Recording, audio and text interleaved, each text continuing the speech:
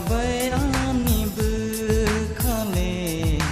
tan sakhe tongna musunggo jadu tan sakhe tongna musunggo jadu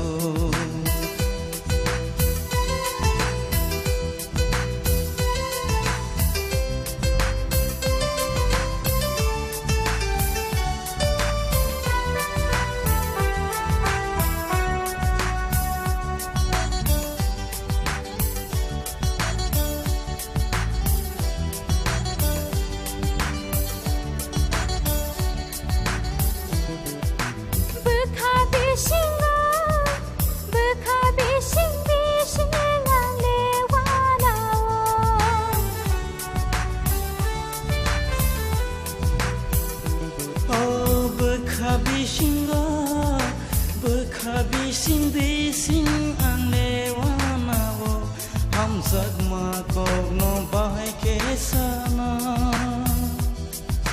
nini berkabai ani berkale tan sakhe tongna musunggo jadu tan sakhe tongna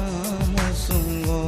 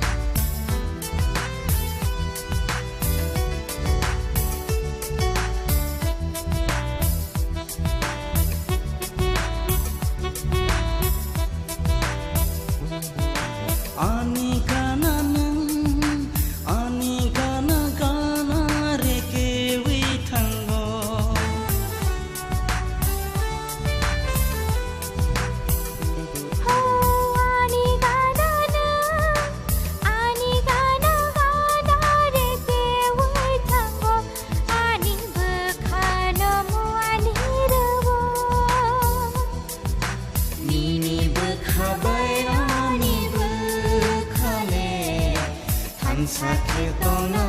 musunggo jadu tan sakhe tongna musunggo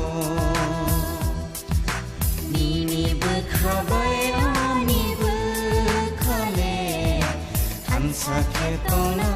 musunggo jadu tan sakhe tongna musunggo jadu tan sakhe tongna musunggo